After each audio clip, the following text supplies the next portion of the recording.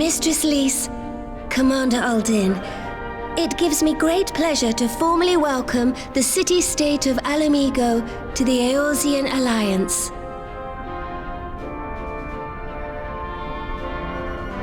The pleasure is ours, Your Grace.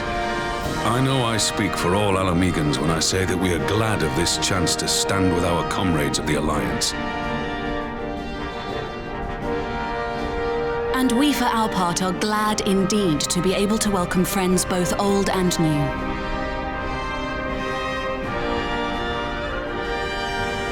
Lord Hien of Doma, at your service. Pray, accept my heartfelt thanks for your generous invitation. Nay, 'tis we who must thank you for journeying so far. And 'twould be remiss of me not to acknowledge the part the Scions of the Seventh Dawn have played in bringing all of us together. In times of great unrest, you and yours have been our constant companions, without whom we would not be here. With apologies to Lord Hien and Mistress Alisaie, it occurs to me that we have not gathered in this way since that fateful day in Uldar. The day I lost my arm and my freedom. As I lay in my cell, never did I dream that I would one day be given the chance to represent my homeland at this council. I would not even be alive had you not plucked me from the jaws of death. You, Yugiri, and Alphino. Would that the lad could be with us.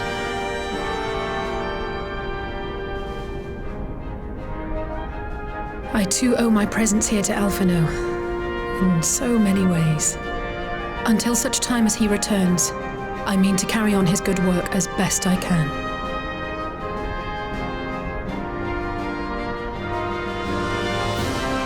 Come, friends, let us leave the past in the past and turn our eyes to the future. My Lord Hien, pray, tell us how things stand in the East.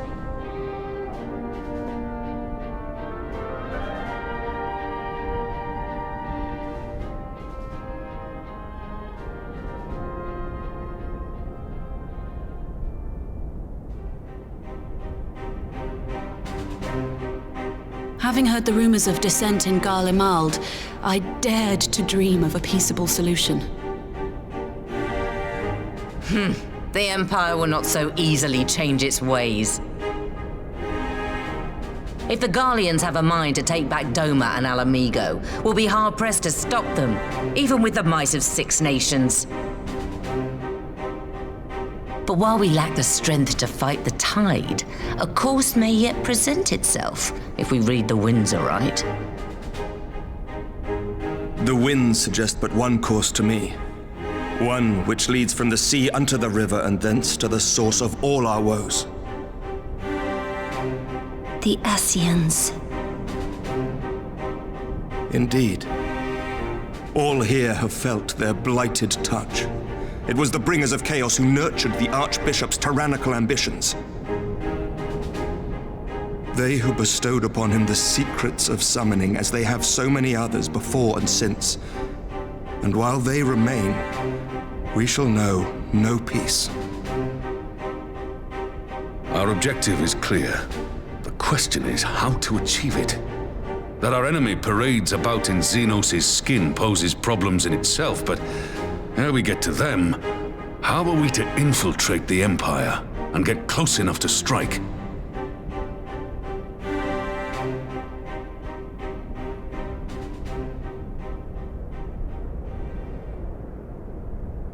While I see the wisdom in targeting the Ascians, an assassination attempt on Garlean soil would do little to aid our cause, even were it to succeed. It's time we used our enemy's preferred tactic: subterfuge. You have an idea? Speak your mind, Master Thancred. None here know the enemy better than the Scions, and you mayhap best of all. Whatever it is you propose, we will give it fair hearing. On that you have my word. Very well, Admiral. My proposal is thus. we dispatch the shinobi to Imperial territory. There, they sow the rumor that the Crown Prince perished in the battle for Alamigo, and that the man parading around is in fact a corpse inhabited by a servant of darkness.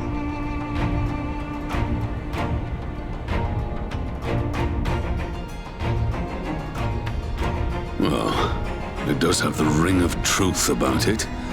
And were the Garleans to learn that their future ruler is a puppet, the Empire would be shaken to the core.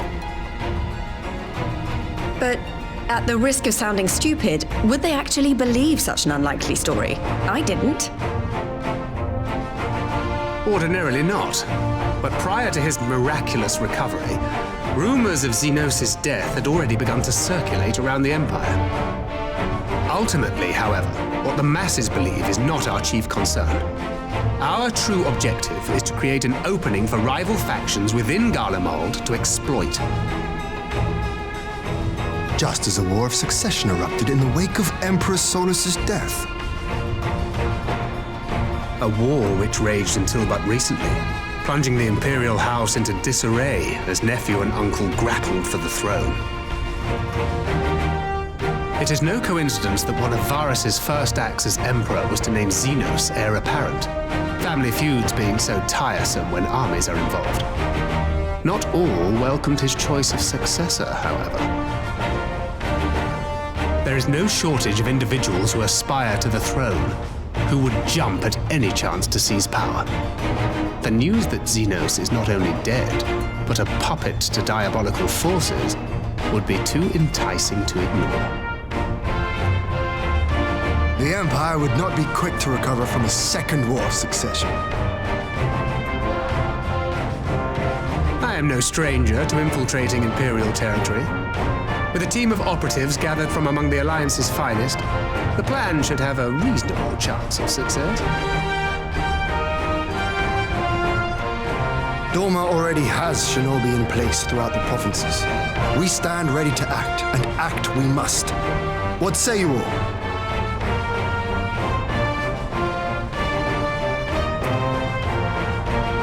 I'm for Master Thancred's proposal. We shine a light upon the Ascian and test the Empire's unity. 'Twas his plot that scuttled Doma's negotiations, was it not? Why then, if we can eliminate him, there may yet be a chance for peace.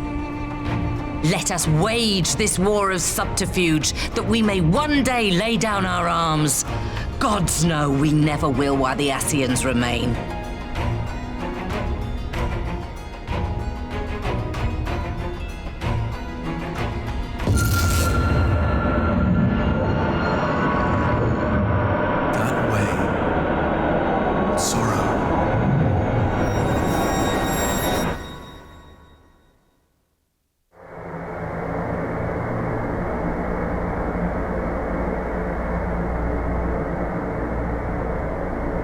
History must be changed.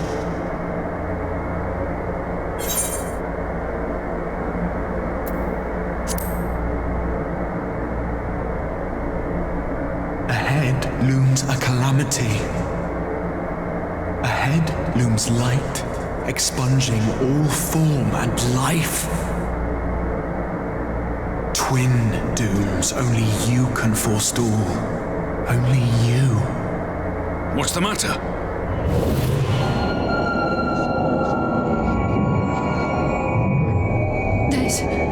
There's a voice. Spies in our midst? Nay, I sense no such presence. Let expanse contract, eon become instant. Throw wide the gates that we may pass.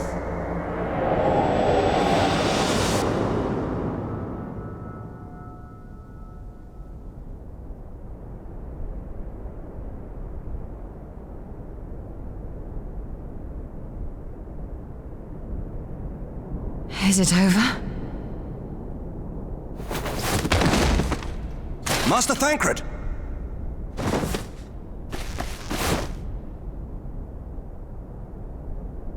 12 for Fend.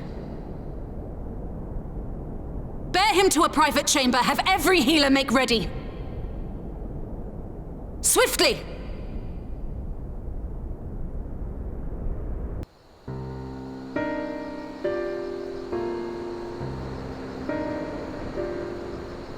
Master Thancred remains in slumber. Though his vital signs appear stable, he's unresponsive.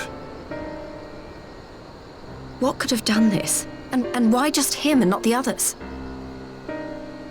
I'm afraid we could not identify the cause, my lady. Our examinations revealed no wounds, nor the presence of any poisonous substances.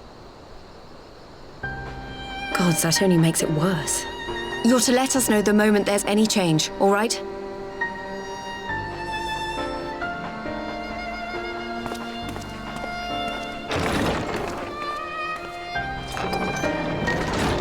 Thank you for coming. Knowing Thancred, he would apologize for being otherwise engaged at so crucial a juncture.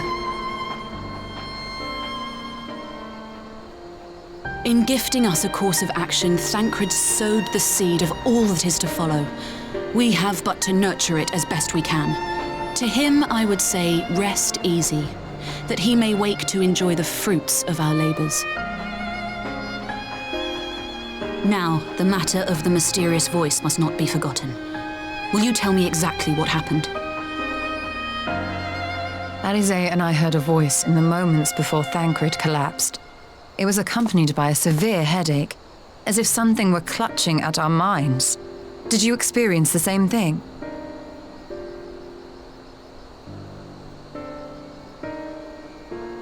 So, in between the voice and the pain, you felt as if you were somewhere else entirely.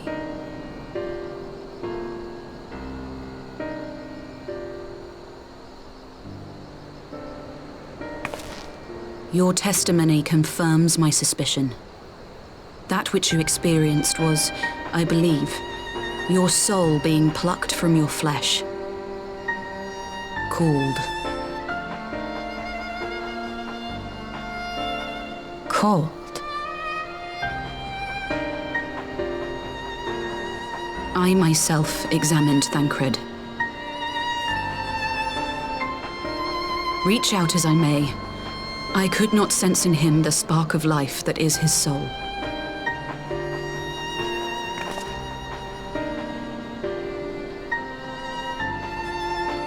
That Thancred alone was stricken so is likely due to his heightened sensitivity to the effects of ether, a consequence of his prior possession by the Ascian La Hebrea. The owner of the voice, whoever it may be, reached out to you, called your souls, and in so doing, caused you and yours such pain. But if that's true, where exactly are we being called to? I know not. Yet one thing is plain. Whoever waits for you on the other side is possessed of a power unlike any I have ever known.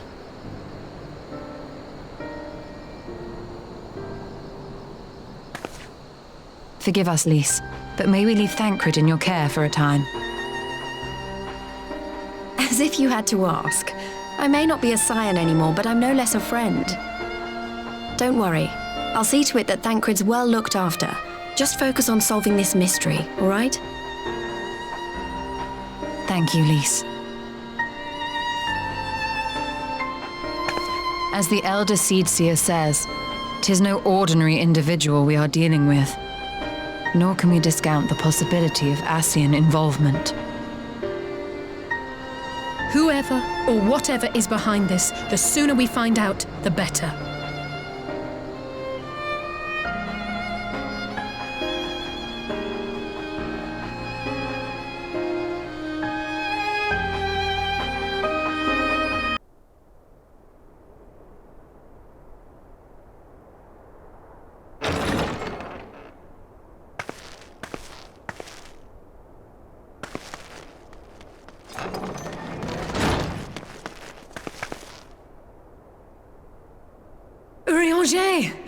God, it's good to see you.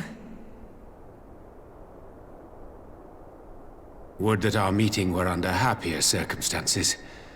I judged the voice sufficient cause for concern even before you sent word of its effect on our comrade.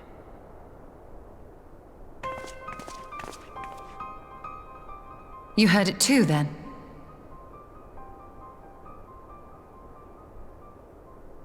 Aye. And all but certainly at the selfsame instant. Alas, pained as I was, I could make little sense of what few words did then reach mine ears.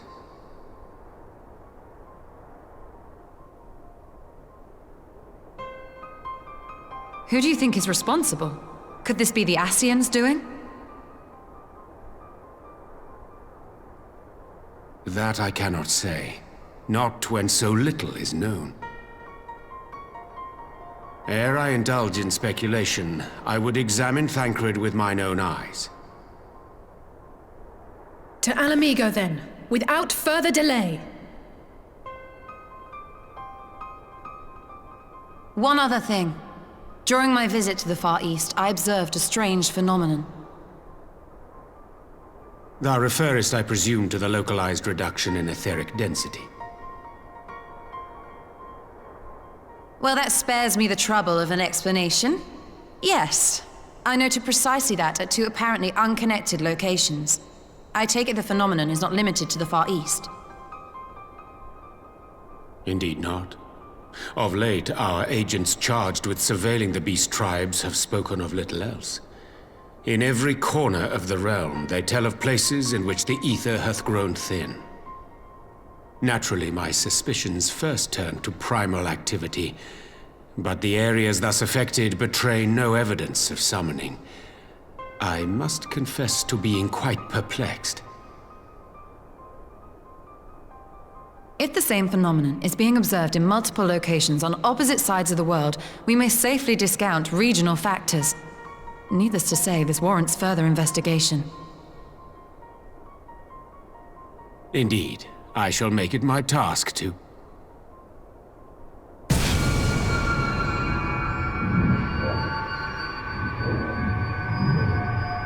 The voice.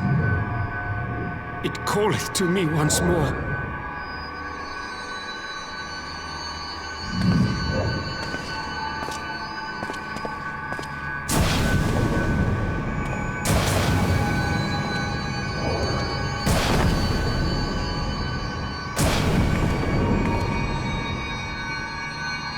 I hear it too.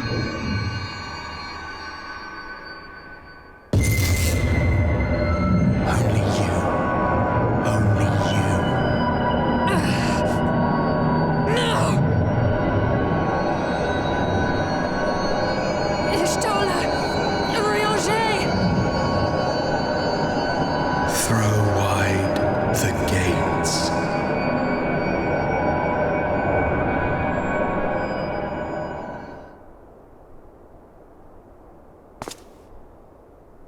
No!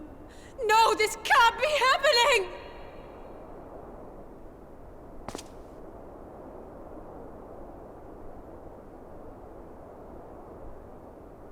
Y'shtola! Urianger! Open your eyes!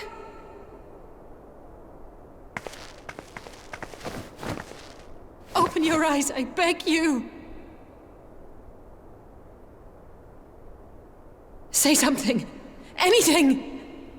Not again. Please, not again.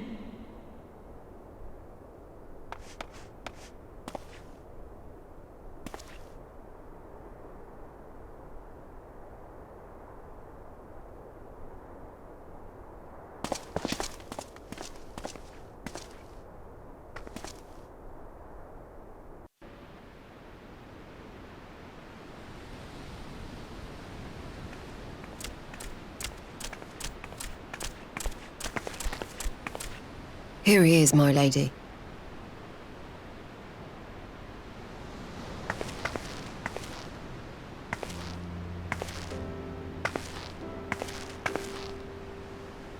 Gabu, it's been too long.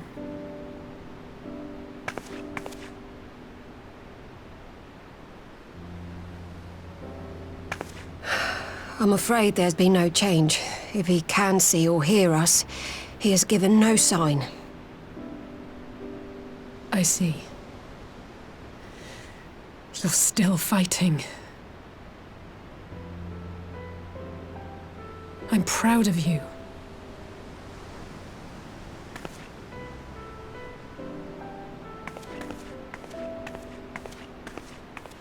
We promised that we would come and visit you together, didn't we? Alphino and I. I'm sorry that we haven't managed that yet.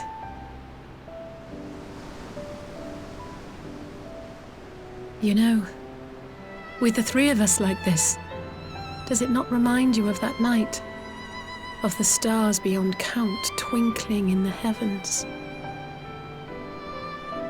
I was feeling pretty low back then. Powerless. But I knew that my brother was close by if I needed him, and that the others would be waiting for me back at the Rising Stones. Not like now.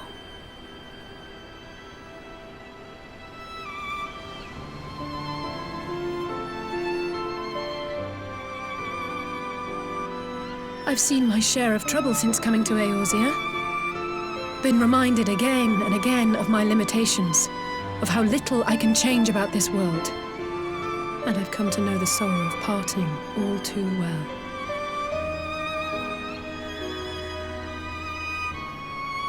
But to have the people I hold dear struck down before my eyes, and be powerless to help them, that I cannot bear.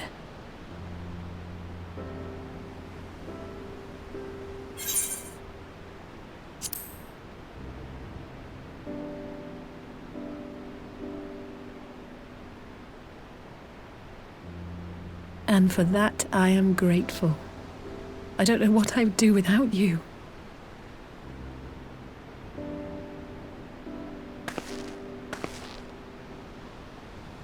Well, that's more than enough brooding for one day. Come on, we have friends to save.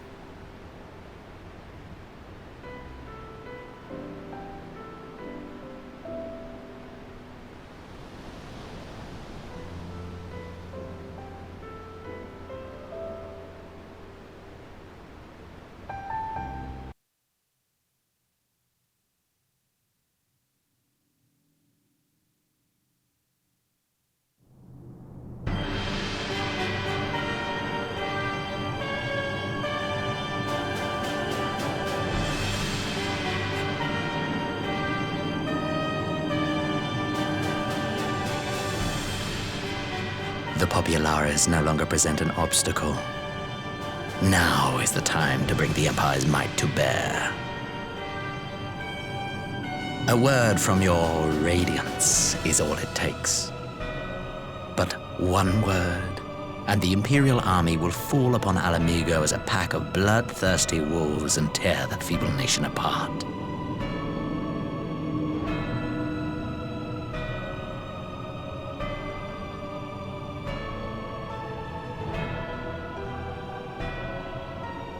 Have you no words for me?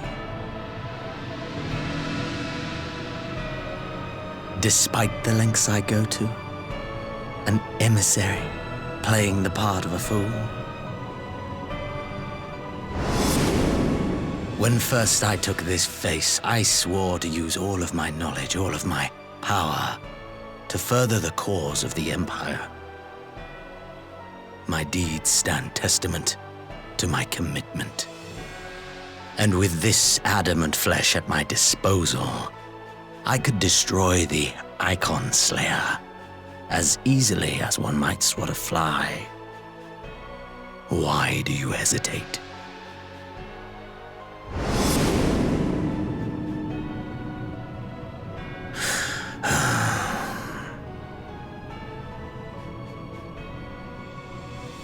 Our enemy is resourceful. Though victory is certain now, it will not remain so indefinitely. Deliberate if you must, but be quick about it. We'll speak again when you have unburdened yourself of doubt. Until then, I take my leave, Father.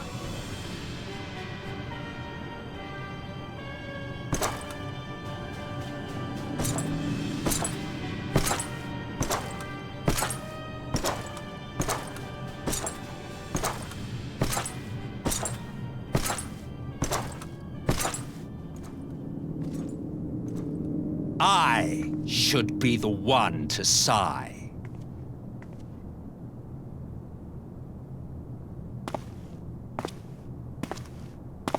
I played my part to perfection. I had earned my rest, and then, thanks to La Hebrea's crowning act of idiocy, our favorite emissary sees fit to summon me back. Elidibus was ever a warrior.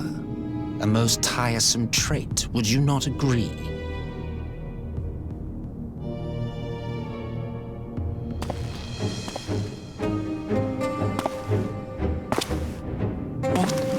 Have you no words for me either? No matter. I've long grown weary of this mummery. Now, my dearest grandson, let me remind you of your place in the simplest of terms.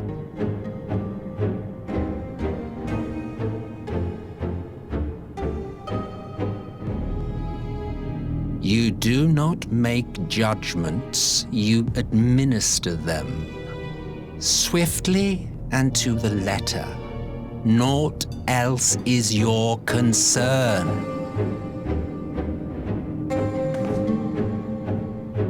Elidibus may be an insufferable bore, but he is no fool. His choices as emissary seldom err.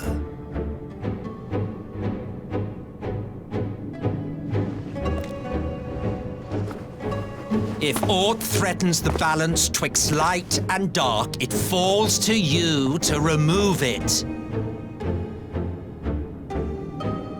Be it by your own hands or by your armies, you have ample means at your disposal.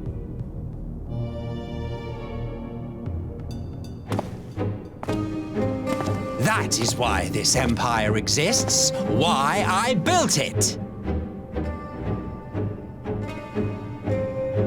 Oh dear, have I touched a nerve?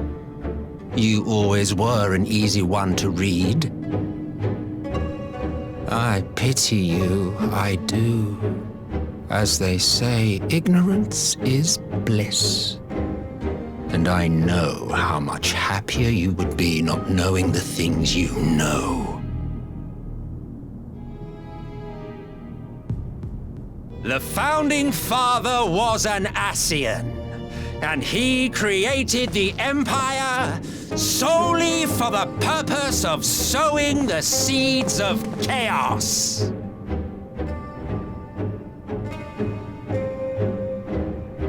Don't take it personally. I merely do my duty. To bring about a calamity requires no small amount of power, and there is no surer way to obtain such power than by collecting powerful pawns. To that end, I have labored long and hard, and I must say I am quite pleased with my handiwork, paltry though it seems in comparison to Alag.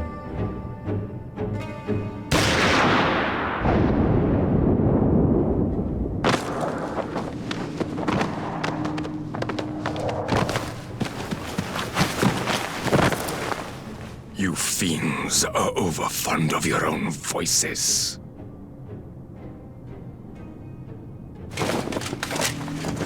Mark me, Ascian. Man is the master of his own destiny.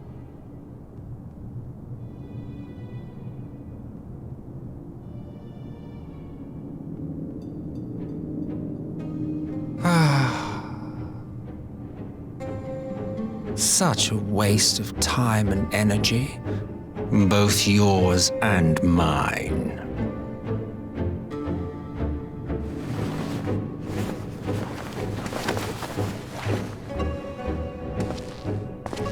Lest you forget, you are Emperor now.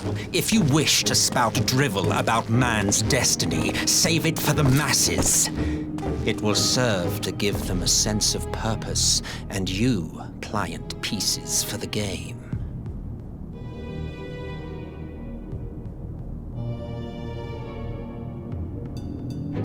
Oh, do stop sulking, boy. You, of all people, should understand. Ours is a struggle to restore both mankind and the world to their rightful state. Viewed thus, our goals are one and the same.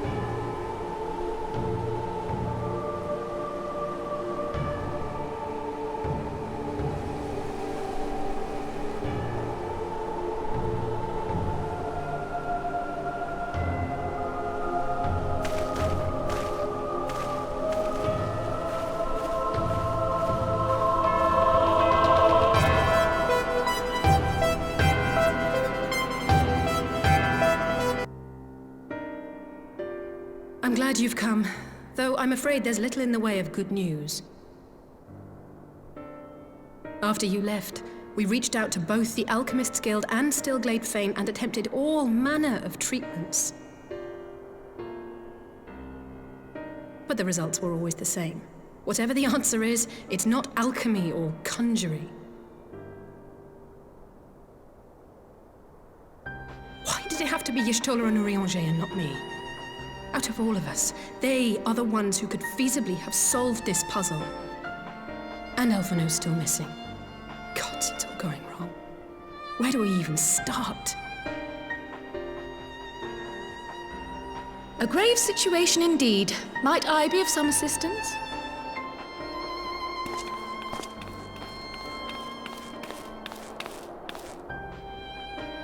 Cryle! I thought you were busy delving into the mysteries of Eureka. When word reached me of the plight of our friends, I could not well stay away. As a fellow scion, not to mention your erstwhile mentor, this is one of those times you should feel free to call on me, regardless of my personal circumstances. Yes, I should have thought of that. Thank you for coming, Kryl. We would welcome your insight. And I should be happy to provide it. Now, what's this I hear about Alphino heading into Imperial territory? That boy always did have some funny ideas. Do you remember the speech he gave when he was accepted to the Studium?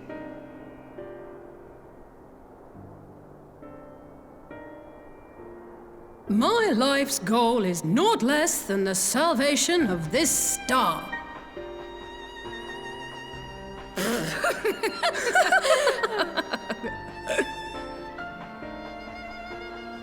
That particular grand pronouncement has been a source of great embarrassment to him, as you know. But the fact of the matter is, he meant every word and has lived his life accordingly. Yes, he remains altruistic to a fault, but I'm worried he was too fixated on his goals to see the dangers, as has happened before.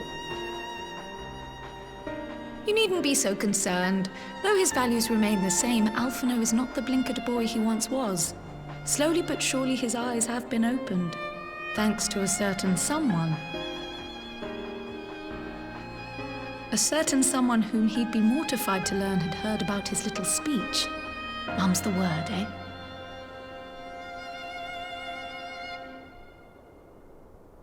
Right, I'd better have a look at our patients.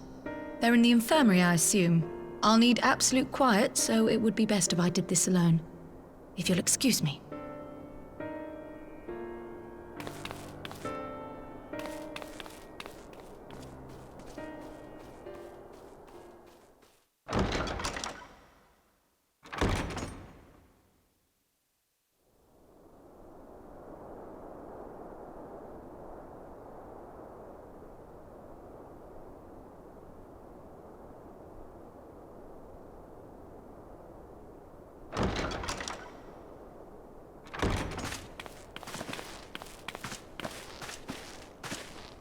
All three are in fine physical health. At a glance, I would say they were merely sound asleep. Except for the fact that I couldn't sense the slightest trace of them in their bodies.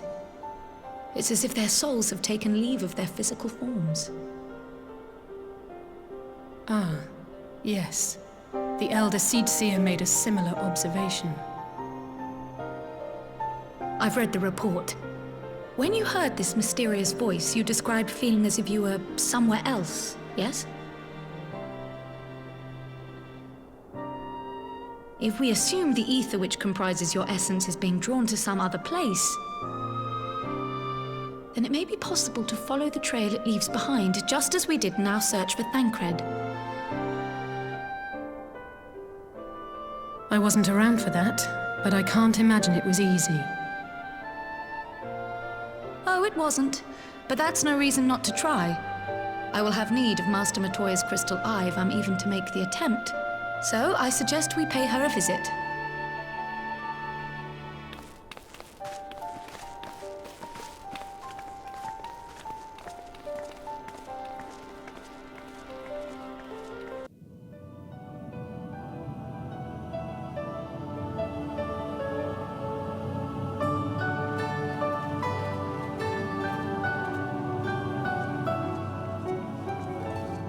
Come to disturb my peace again, have you? I hide myself away in a cave, and still you people insist on pestering me with your problems.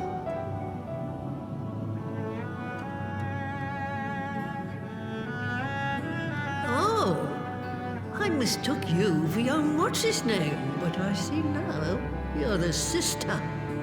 Weren't you supposed to be the lively one? I've seen happier faces at a rain-sodden burial. Well, I'm sorry to dash your expectations, but the situation isn't exactly conducive to gaiety. Ha! That's more like it. Stoller used to spit and hiss like a wildcat too. Better for a young thing like you to be filled with fire and leave the doom and gloom to your elders. Now, what exactly does this tragic situation of yours have to do with me? If I may, Master Matoya, we have need of your crystal eye once more.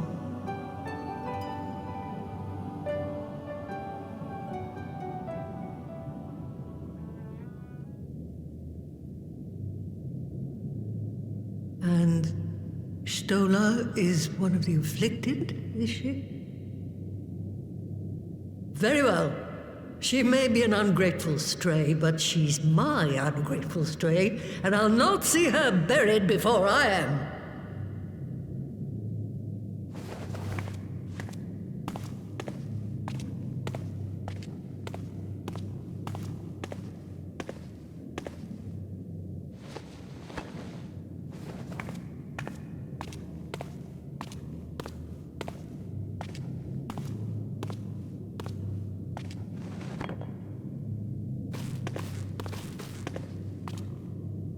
Right. Let us see what we can see. I'll begin from where our friends first fell, and cast my senses out from there.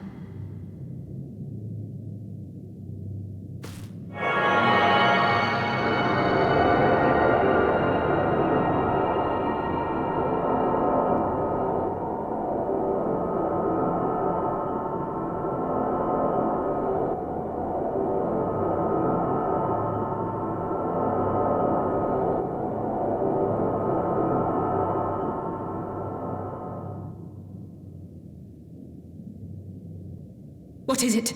Did you find them?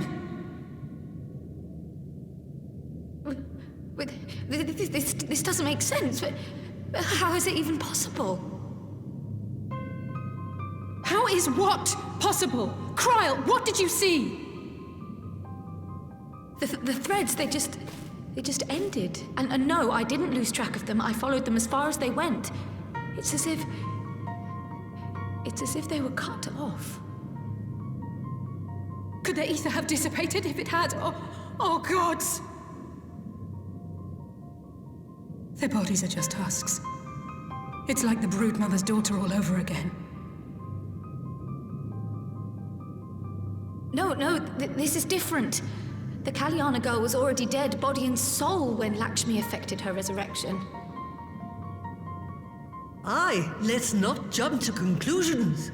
If their physical forms yet breathe and show no signs of wasting, then it follows that their souls must still be intact somewhere. But where? That's the question, isn't it, girl?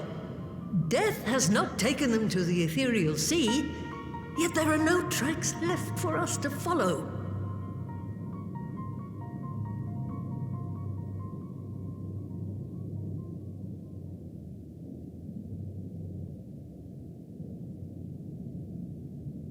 We're no closer to an answer than when we started. But knowing their souls are still out there is progress of a sort. We just have to keep looking. Pray, excuse me a moment. Yes? I remember, but... What, to Alamigo? We're on our way. That was Lise. Apparently, a group of Populares have defected to Alamigo, and Maxima, the envoy Alphino left with, is one of them. I'm sorry. I realize we've barely begun here, but... Go, child, go! You've made up your mind, and life's too short for dithering. I'll do some digging in the meantime and see if there isn't some other method we could use to continue the search. Let's be off then.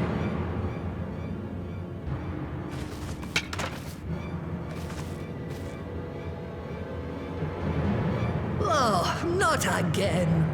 The enchantment barely seems to take these days. I chalk it up to old age, but I rather doubt it's that simple.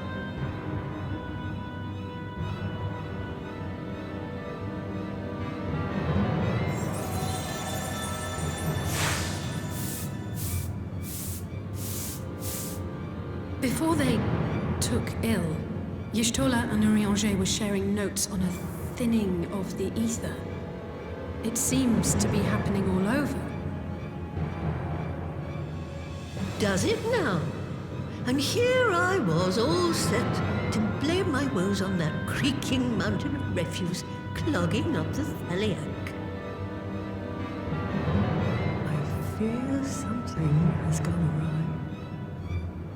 Still, there's naught to be gained from starting at shadows. You can only do what can be done, and that but one thing at a time.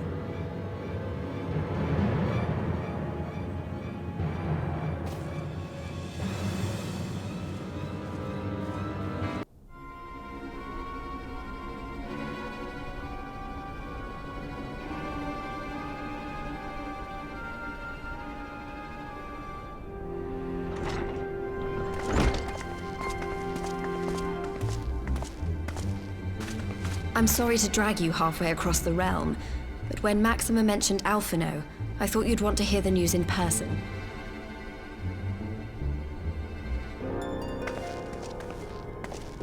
Ah, we meet again. Though I was hoping our reunion would be under more auspicious circumstances. What happened to my brother? Where is Alphino? Never fear, my lady. Your brother was in fine health when I took my leave of him, and I have no reason to assume that has changed. You assume? If you will allow me, I shall endeavor to explain events. Our troubles began not long after we departed Doma. While crossing the burn, we were fired upon by the Emperor's personal guard and forced to make an emergency landing. As we stumbled from the wreckage, our attackers fell upon us again, and we would have perished there and then were it not for the intercession of a third party, a band of mercenaries whose leader claimed to pursue a vendetta against the Ascians.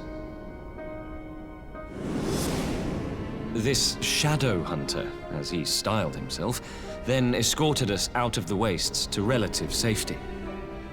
Upon arriving back in civilization, I gathered my Populares colleagues and prepared to flee the Empire. Master Alphino, however, declined the invitation to join us, preferring to continue his investigation into the Ascian threat.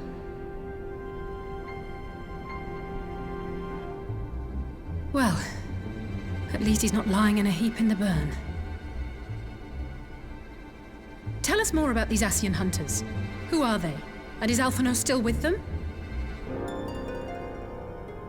He is. As to who they are, I'm afraid I have nothing to tell you. Beyond the fact that they root out and destroy Ascians, they were unwilling to divulge anything which might serve to identify them. They would not even reveal their next destination.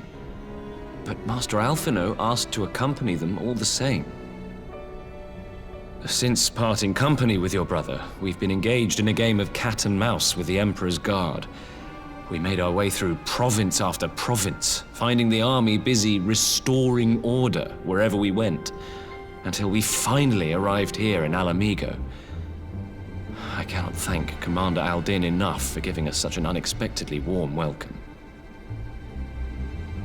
I'm not inclined to turn away refugees, no matter which land they call home.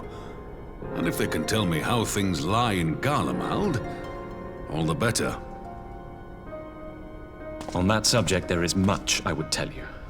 During the course of our journey, we heard tales that an entire rebel army had been slaughtered in the space of a single night. It would seem my former comrades grew tired of putting down uprisings in the conventional manner, and chose instead to bring a formidable new weapon to bear. Details were sparse, but the rumor alone was enough to dampen the flames of rebellion. I have also heard reports that several companies have withdrawn from their designated provinces and begun marching westward. It is my assessment that the Empire's forces are mobilizing for a large-scale military engagement. Westward? You mean they're getting ready to invade Alamigo? We knew this was coming, but not that it would be so soon. We've barely even begun to shore up our defenses. They won't stop an invading army. No, they won't. Dispatch messengers to the Alliance leadership requesting reinforcements, and send word to our officers in the field to hasten completion of those border fortifications. Prepare to meet the Imperials head on!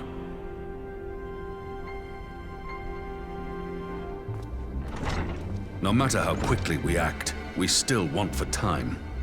When the enemy comes into view, our best recourse will be to open negotiations with their commander, and see that the ensuing proceedings take as long as possible.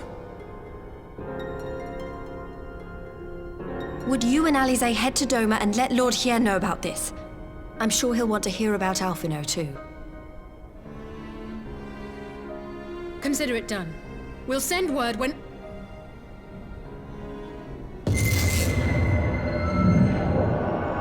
Untold sorrow must be changed.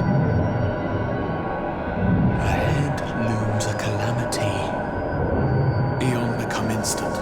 Throw wide the gates.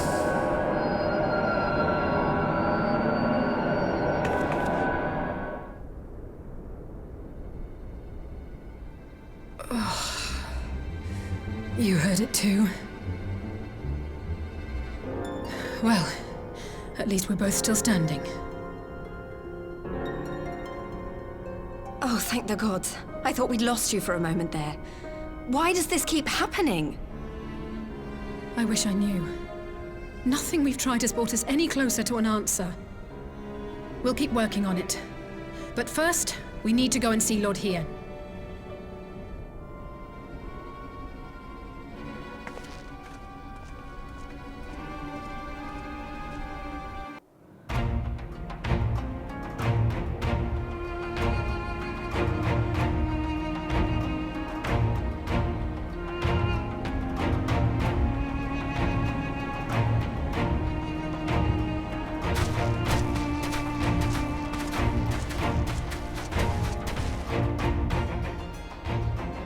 It seems the engineers have matters well in hand. Should the barrier work as we intend, Doma will be free to reinforce her allies in Alamigo without fear of weakening her own borders. Honored friends, the time has come to put your hard work to the test. Start the generator.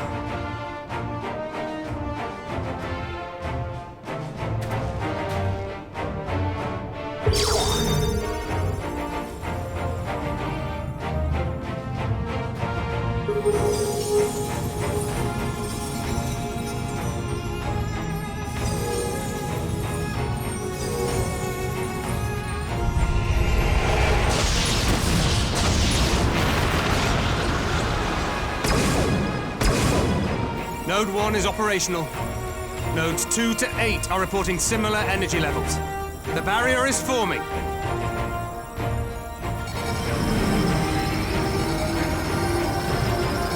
$1,000 yards, 2,000, 3,000. Expansion remains smooth. No fluctuations detected.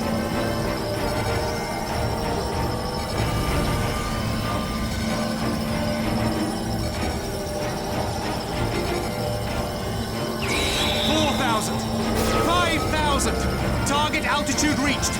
The barrier is holding steady at 5,000 yards. We've done it!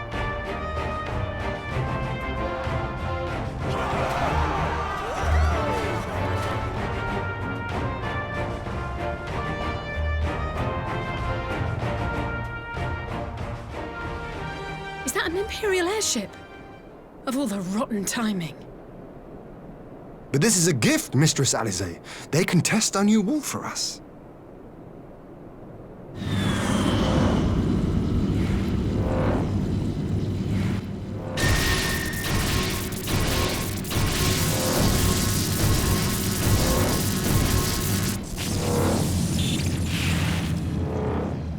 Seems solid enough, though I was hoping for a fireball.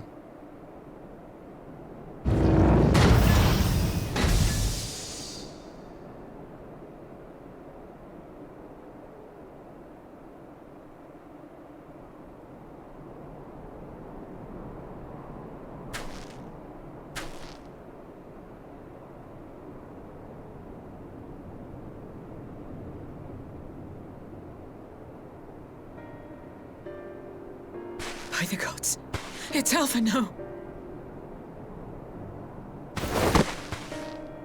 What are you?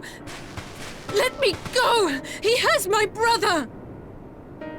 Lower the barrier!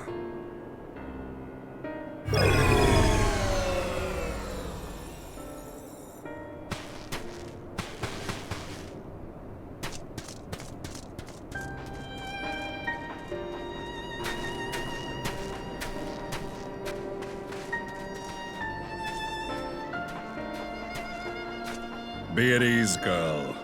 The lad is not dead, merely locked in slumber. No, not him too.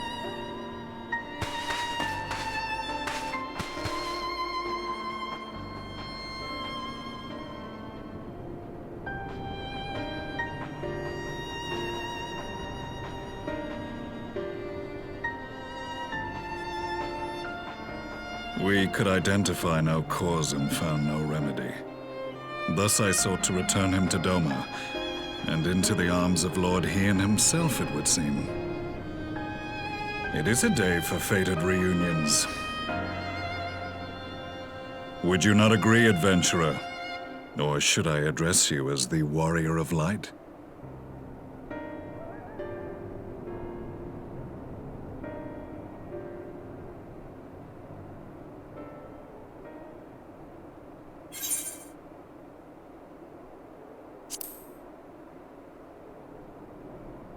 I, Gaius van Baelsar, the Black Wolf.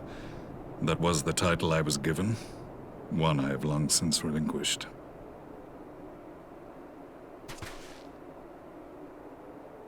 Stand down. The legatus of the 14th Imperial Legion died in Castrum Meridianum. I am no more than Gaius Baelsar, a man without rank or allegiance. Impossible! There's no way you could have survived! Do you remember how it unfolded? How I was deceived by La Habrea? How I was convinced that reviving the Ultima weapon would allow me to bring peace to Eorzea? The Ascian used me, as he used so many others, all to further the restoration of his wretched god. Yet even with the might of Alec at my command, you bested me. And as the Praetorium went up in flames, I was content to burn along with it. For a moment, at least. A moment of folly. To surrender my life thus would have been to betray all who died for my cause. It was for them that I dragged myself free of the rubble, and swore vengeance on the Ascians.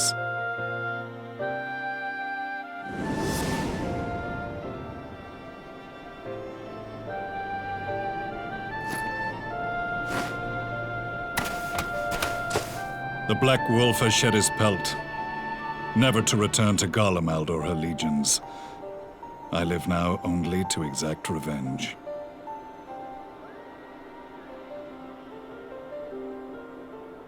My principal quarry was to be La Habrea, whom I gather you have since ushered onto oblivion. But so many more remain. Long as their kind lurked in the shadows, laboring to sow chaos throughout our world, I would see each and every one dragged into the light and put to the sword. Are the Scions not of like mind? In this single respect, perhaps.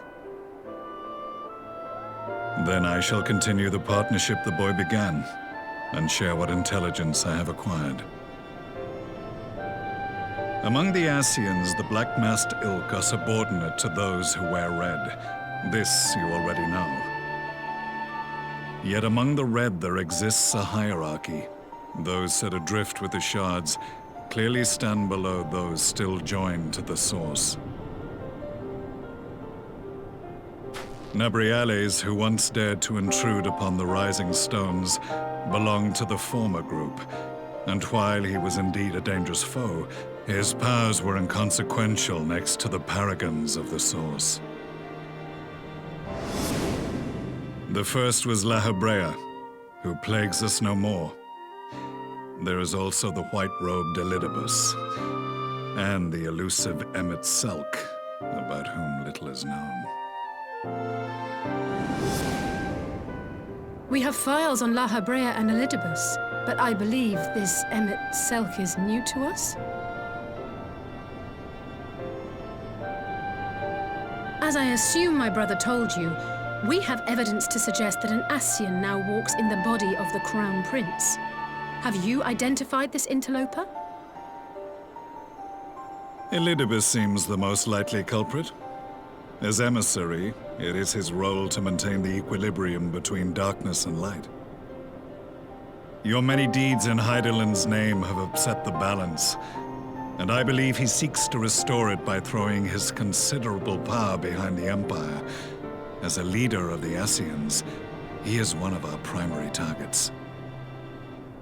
It was on the trail of this very prey that the boy and I came across the scene of a failed uprising. In the absence of a single Garlean casualty, we inspected the bodies of the rebels, and the lack of any external injury drew my immediate attention. They had been slain by Black Rose, an alchemical invention of the Imperial Army. When I yet served as legatus, I ordered its production halted, and all stockpiles destroyed. Toxic gas is not a tool of conquest, but of extermination. Toxic gas? This must be the new weapon Maxima warned us about. Something deadly enough to sweep away all resistance in a matter of hours. Gods. You don't think they're planning to use this in Alamigo, do you? Put your fears to rest. We infiltrated the production facility and destroyed all existing stores of the chemical along with the plant itself. Even should they rebuild the operation, they will not soon manufacture another batch. Regardless, I would draw your attention to a directive we discovered in the plant's records. The document was marked with a recent date and authorized with the signature of one Zeno Galvas.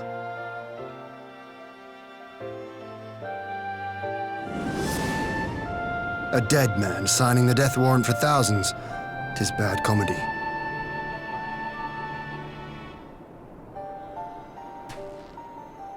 But the tale does not end there. Within that same facility was a chamber filled with devices of elegant design. Cloning technology, we realized. And what should we find in each and every incubator? But a young Emperor Solus.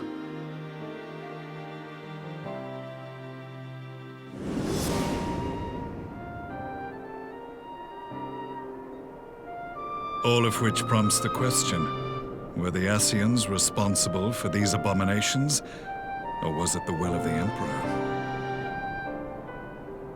I must know which hand guides the Empire. Though I have given up my rank, I am yet a son of Garlemald, and I will fight for the future of my homeland.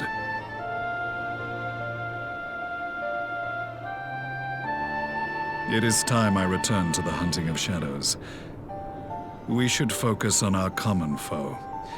To reopen old quarrels now would serve no purpose. You saved my brother's life, so I'm willing to let sleeping dogs lie. But in truth, it's not my decision to make.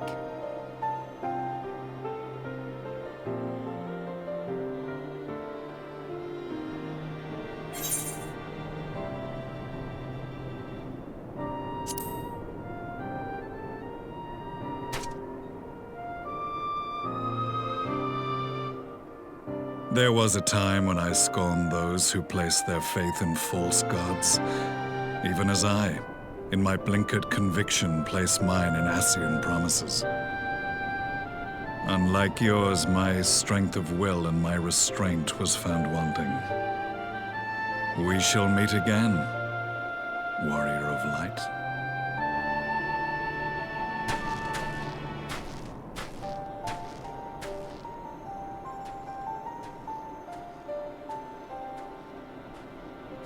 So that was the infamous Black Wolf. An unexpected ally, to say the least.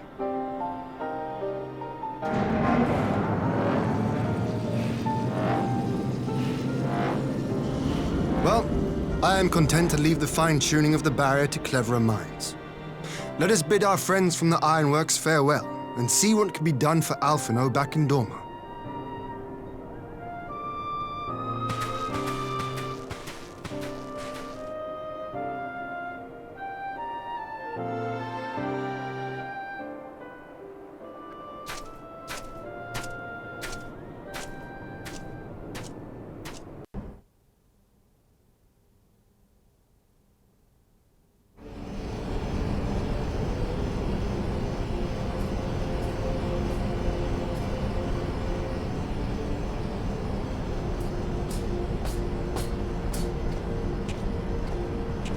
Our supplies of Black Rose have been ruined, but the new plant is already under construction. We should have the first batch ready in time for the offensive, Your Radiance.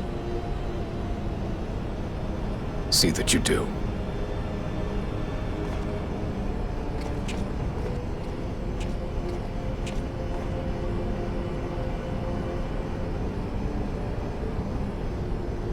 Ah, yes, the infamous Black Rose. If I recall correctly, Gaius did not much care for the invention.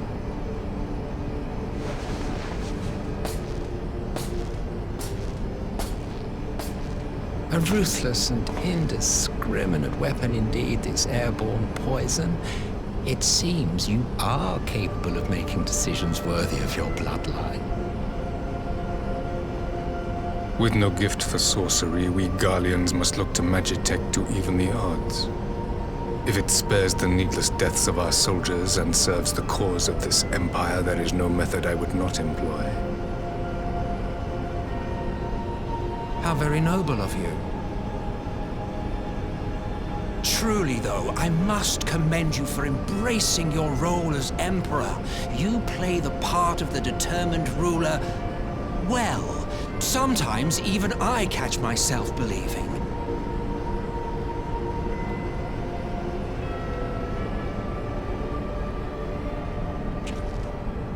A silent agent of death.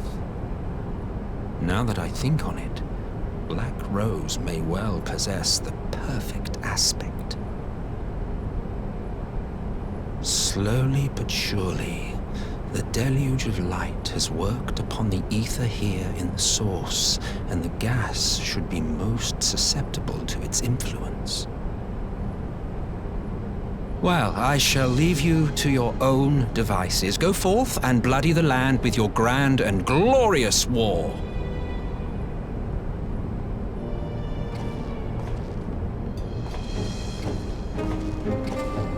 While you do what, precisely?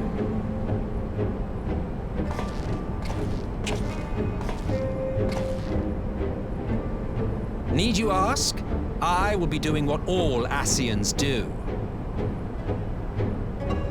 I am well aware that your kind exists only to usher in the next calamity. But you seem oblivious to the harm your singular agenda causes to the Empire.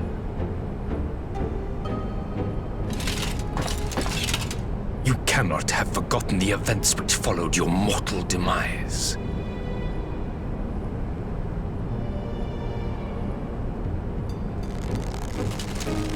Our homeland was plunged into civil war for your failure to name a successor.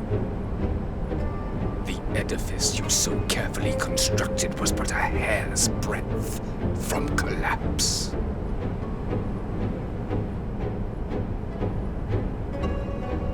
Are you truly so naive? You thought me oblivious to the consequences of a departure so painstakingly timed? It was by design? Well, of course it was. Though I will admit the resulting panic exceeded even my wildest expectations. But how can you be surprised? Throwing the world into disarray was the very purpose for which this nation was, as you say, so carefully constructed.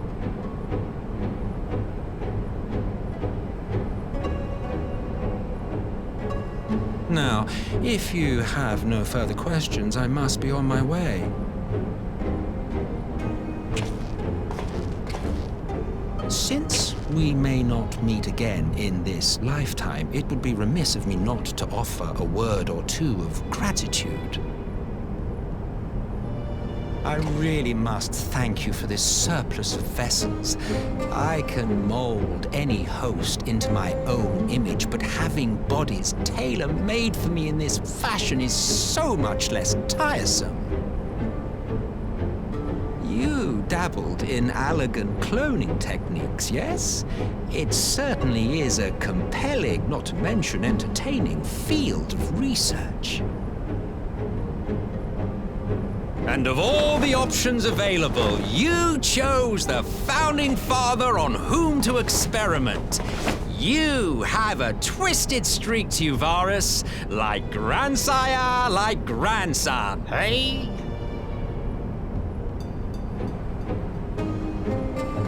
If events play out as planned, this will become something of a family enterprise.